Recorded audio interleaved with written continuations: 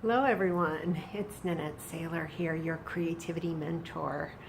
And today I want to share some information with you about vision boards. I've been putting together workshops lately, and someone in my circle suggested that it would really be a nice thing if this information could be shared with people who aren't able to attend the workshops in person. So with that idea in mind, I decided I would make an attempt. So this is my attempt. And if you've been watching any of my videos lately, you've seen me talk about how this is also my process for getting through my discomfort with video. So today I'm here at Zen Offices in Boca. It's a fabulous shared office space. I have use of a beautiful boardroom. And that's where I've chosen to bring a group of women together to share in the experience of creating a vision board. So I wanted to first talk about where I got connected to this idea that the power of vision boards is something that I wanted to bring into my life and that I wanted to share with others and really dive into understanding, appreciating, and then acting on this awareness that I have of this really powerful personal and business mastery tool. Because at the end of the day, I don't know about you, but I'm looking for things that will help me be my best me. And from that place of being my very best me, then I know that I can step into creating my life in a way that it is aligned with my biggest dreams. And that's really what it's all about.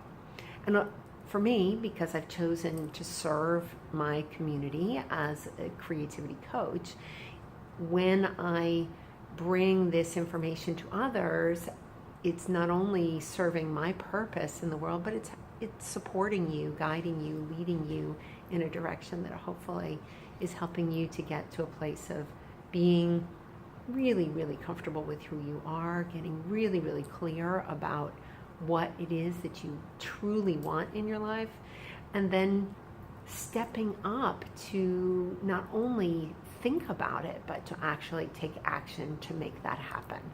So in our handy dandy toolkit of things that we can use that will motivate us and inspire us and pull us forward on those days that we just aren't feeling it and are struggling with how do I keep going on those days when it's hard? Vision boards are a beautiful, easy, feel-good tool to incorporate into your practice of lifting yourself up and motivating yourself to keep carrying on, to keep doing what you know you have been called to do, and to continue to move in the direction of your dreams. Whatever that is, whatever those are, however you're called. So first things first, I was inspired to create a vision board. Oh gosh, I don't even remember. I should give this some thought. How did I come to create my first one? I think I was invited to participate in a vision board workshop. I know I still have my first one. I don't have a picture of it here for you today, but over on my Pinterest page, I think I have a board there called Vision Boards, and I have my very first vision board there. I was inspired to do that, I'm pretty certain, at a workshop. And then I continued doing them for a couple of years. I did one each year, and they began to shift. And when I made the commitment to become a creativity coach and I started my study of The Artist's Way and Julia Cameron and all of the body of her work, I was introduced there a little bit further to this concept of vision boards. And as I explored what vision boards looked like for other people, what they could mean, how they could be used, I discovered also the work of Shakti Gawain and learned that she was really the mother of vision boards, if you will. and she continues to teach on the topic. So let me show you quickly. So the first book I mentioned is The Artist's Way. You hear me talk about that a lot. Julia Cameron's The Artist's Way. She definitely addresses vision boards, the concept of vision boards in her work. Vision boards are often also known as dream boards or treasure maps by some people. The other person you heard me talk about is Shakti Gawain. Shakti Gawain, she is, her book, Creative Visualization. This is the workbook version of it, but her book, Creative Visualization, is a wonderful, wonderful resource if you'd like to look into more about vision boards and the various ways that you can incorporate using them in your life. Also, another one of my favorites, Lucia Cappuccioni, her book of Visioning, 10 Steps to Dreaming the Life of Your Dreams. Designing the life of your dreams. Visioning, 10 Steps to Designing the Life of Your Dreams. That's Lucia Cappuccioni. It's another really super resource. And last but not least, in the modern world, we have learned, many of us who follow Oprah and some of the people that she has launched, some of the coaches and the specialists that she has launched into the world. Most currently, you've probably seen the work of Lisa Nichols and her creative visualization program that is marketed through Mindvalley. Some of you may be familiar with Mindvalley.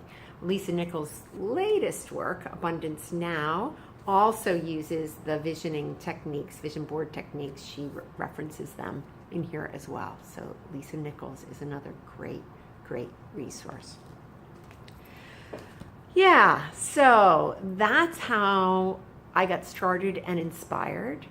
And just to cover really, really briefly, what is a vision board? A vision board is a collection of images, of words, of phrases, of things. It could be colors, it could be baubles and beads. You can attach all kinds of things to a vision board. Vision board is anything that is visually going to stimulate your thinking about, your dreaming about, your emotional connection to your dreams. The intention here is to help lead you, pull you, guide you toward a feeling as if these visions have already become your reality, and to capture for your mind in visual form those things that we think about. Because we know that visual imagery has real power. And we also know that when we can imagine a clear picture over and over and over again of something that we want in our lives, some desire that we have, that imagination, that repeated imagination called visualization, that helps us to subconsciously move in the direction, as well as consciously move in that direction. We affirm over and over that this is our truth, and in so doing, we bring that truth closer to our reality. That's really what vision boards are all about. So, to get started with a vision board, first, I just want to say there is no right way to do this. You can do them in a variety of ways. Please feel free to Google vision boards, go to YouTube, watch a variety of other videos about vision boards, and you'll see all the different ways that this can be done. I prefer to do them where I get out the glue and the scissors and the images and all the stuff. I'm really tactile. I like to get my hands dirty. I want to play with the markers. I want to rearrange everything and have a creative process about it that is hands-on. Some of you may prefer to do this digitally. There are all kinds of programs that are available to make that happen. And some of you may want to do a combination of those things. I like to let the magazines speak to me. Some of you may want to pre-select your images. So basically, the way you see this done most commonly, what you'll need is some big, relatively firm paper, something that looks like this. Now this is a pretty good size one. This one happens to be white. This is 22 by 28 inches. It could be smaller, it could be larger. You could make it the size of a picture frame that you know you have, so that you have that available. I prefer to do mine on a white background and let the colors of the things, the images, speak to me, but you can do them on colors. If a color calls you, by all means, please use a color. So you're going to need your paper, your board of some kind. You're going to need to have scissors. Yes, scissors. Straight scissors are fine. You can also have the zigzag kind, the fancy kind. Some of you who are scrapbookers, if you have fancy scissors, by all means get those. Regular glue is perfect for paper glue if you're working with paper. Now, if you decide to add baubles and bedazzles, then you'll probably want a product called E6000, and that adheres those heavier items a lot better. So, but generally, good old-fashioned Elmer's glue works. You don't need a glue gun for this project. In fact, a glue gun is not recommended. Definitely the glue sticks are a great idea. So you're going to start, oh, and last but not least, piles and piles, you'll see behind me, of magazines. So I happen to have access to lots of magazines. I won't go into a lot of the detail, but I have access to lots of magazines. And if you don't, one of the recommendations that I would make is that you go to a bookstore where you have periodicals available and buy a few. Buy the ones that catch your attention. If you don't want to work with magazines, or you don't want to go buy magazines, you can always Google various images, download them, print them. Some people prefer to print them on photo paper. Some print them on regular paper. It's entirely up to you how you want to do that. Many people do a combination of magazine, and then when they can't find specific images, so let's say I wanted to take a trip to Italy and I can't find an image that really speaks to me, I could go to a travel website, I could Google Italy, I could Google an image from the particular city I wanted to visit, and I could download and print that image and then attach that.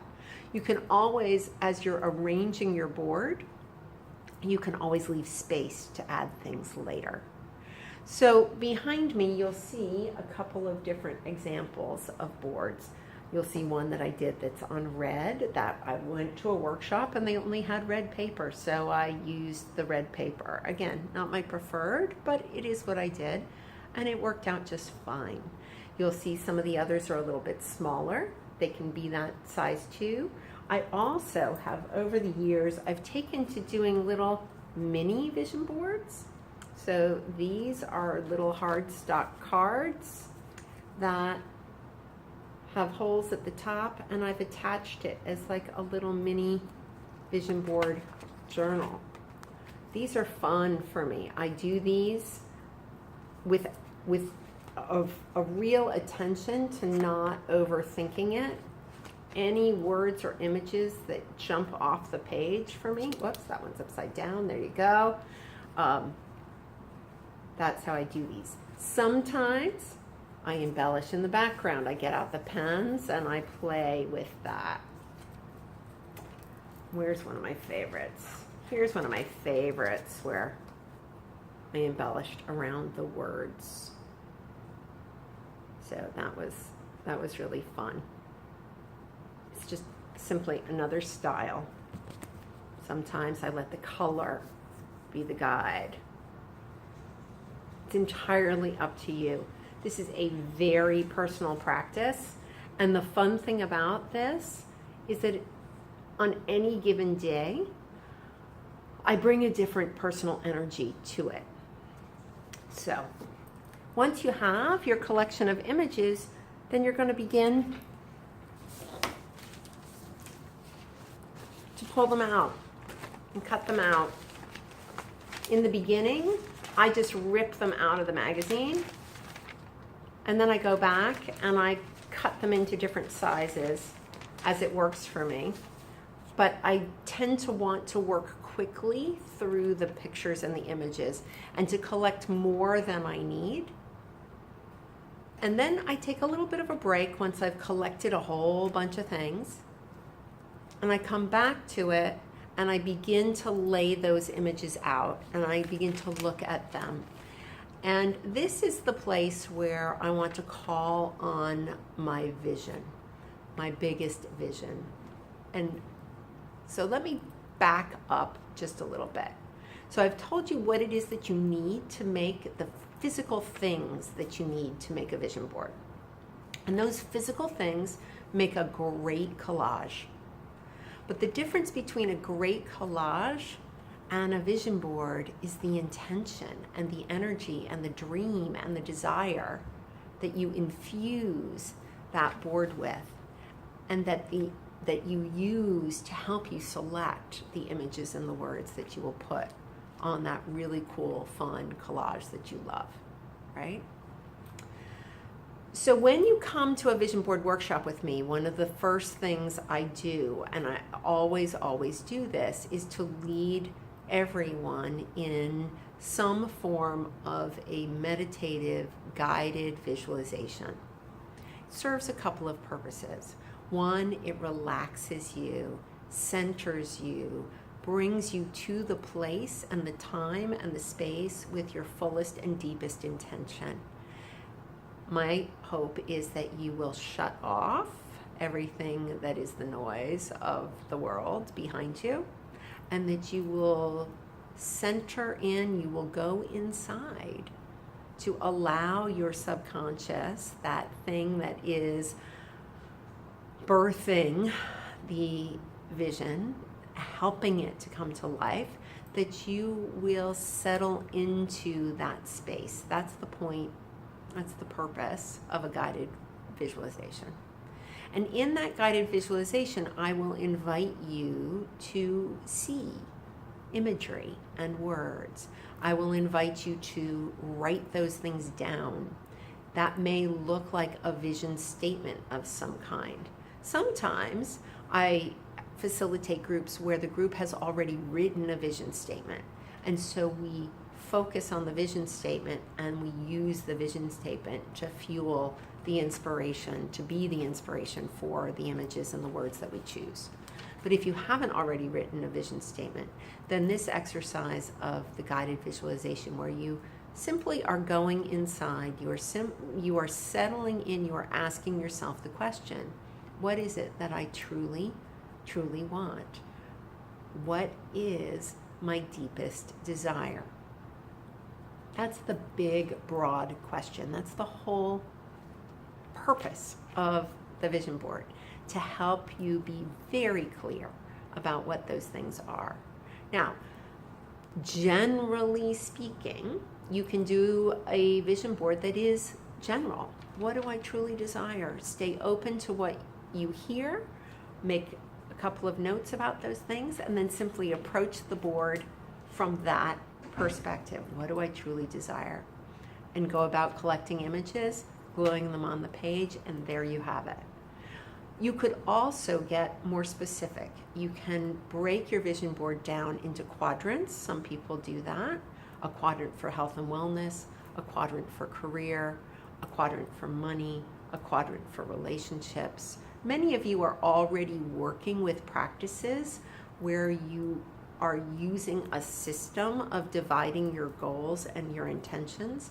If you're doing that, use that system to lay on top of the quadrants of your vision board. Or you potentially can create a vision board for each separate quadrant if you'd like. The last way that you could use a vision board would be specifically for a project. So I could create a vision board that is about my vision for vision board workshops. That is everything that I see as the perfect workshop experience, and what it is that I intend for that workshop experience to deliver for the people who are attending. I could create a vision board about that. And then every time I begin the process of promoting another vision board workshop, I would use that vision board to infuse that positive energy and that uplifting and that bigger vision for what this might look like by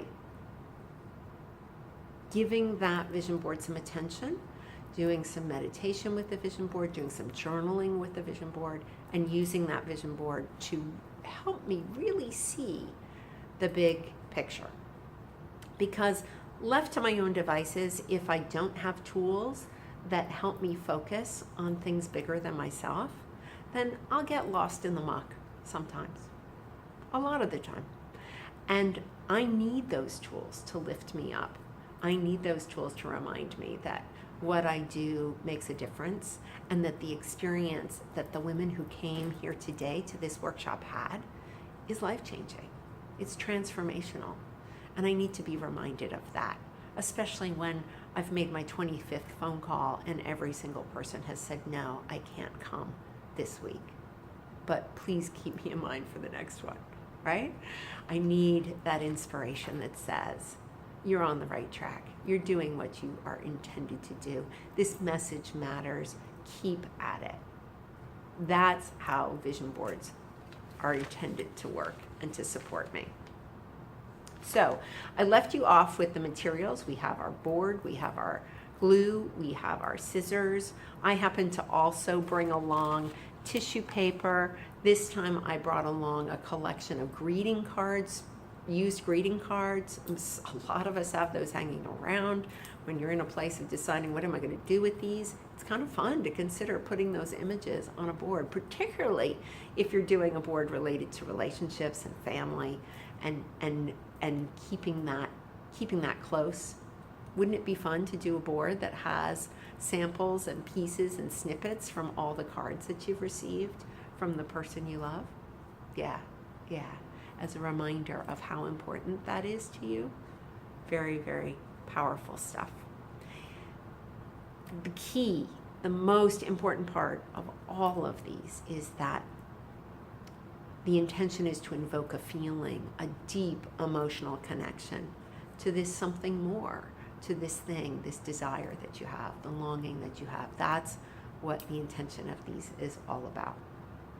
So once I've collected all my images, the next thing I do is the fun part. And this is where I also like to infuse some music. You might, if you're feeling peaceful, you might include peaceful music. When I get to the point of gluing it down, I like to jazz it up a little bit, because now I'm in that now I'm getting excited about what it is that I'm creating. So I want to add that element. If you're not a music person, you prefer quiet, that's okay too. Again, no rules, but music is a big part of my energy uplifting. So I like to shift from the calm, more introspective, sort of Zen music that I use in the beginning, and I pick the tempo and the pace and the upbeat level up a little bit as we go along through the workshop. And then once everything is attached, there are two last pieces. One is, actually three last pieces. One is, you always want to include in your vision board a picture of yourself experiencing this new way of being, this big vision of your life, you experiencing this thing. So you might have a couple of pictures of you, but at the very least, you should have at least one picture of you on the board, somehow experiencing this wonderful new way of life. The other thing is that you will also want to include somewhere on the vision board, or potentially on the back, a statement that says that you are calling in that which you've put on the board, or something more, and that your intention is for it to happen in harmonious ways. So we always want to leave room for the energy bigger than us to serve us in a way that's bigger than us.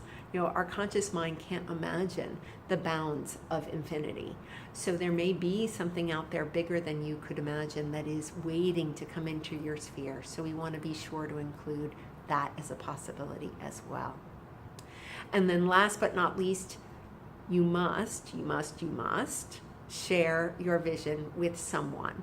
So when we're here together in a workshop, we always leave time for everyone to share their visions with each other. When you share your vision, you make it real, you give it life, you fuel it. And I absolutely encourage you to take it home, put it up in a place where not only you can see it, but where others in your life can see it too. Invite them to hold the vision for you as well. That's the power of these tools. If you want your life to expand and you have people in it that are part of that picture, include them. Share your vision with them. That is an absolute part of the process. So, wow. Now it's time for you to go out and create a vision board. And I will just say one more thing about this process. For some people, it takes a little bit of time. You might want to gather images over a period of extended time and then make a day to sit down and put everything together. That's an okay way to do it too. I do want to encourage you to give yourself a finite end to being finished with it for now, and to encourage you to, if you get it 3/4 of the way done and you get interrupted, to, before you wrap up, schedule yourself another time to come back and finish. I can't tell you how many people I talk to who say, oh yeah, I started one back in, 3-4 years ago, and I never finished it. It does not serve you to leave your vision incomplete.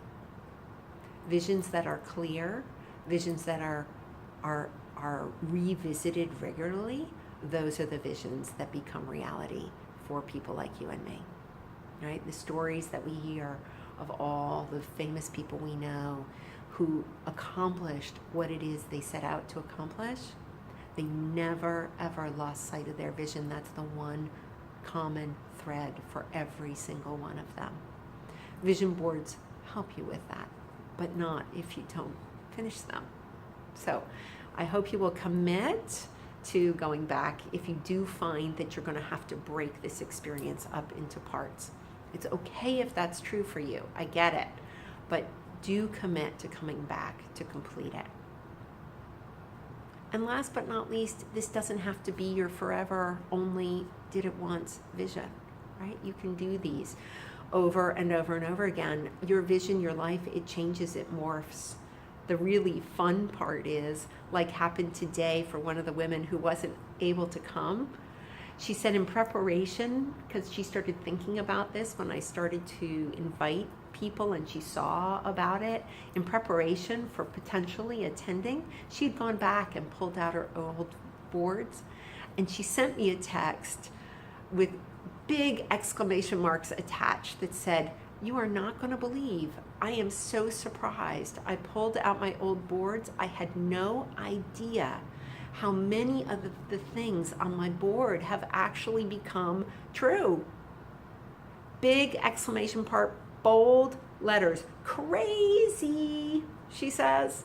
Crazy how true all of these things became. All of the things on my board became my reality. I've had experiences like that too.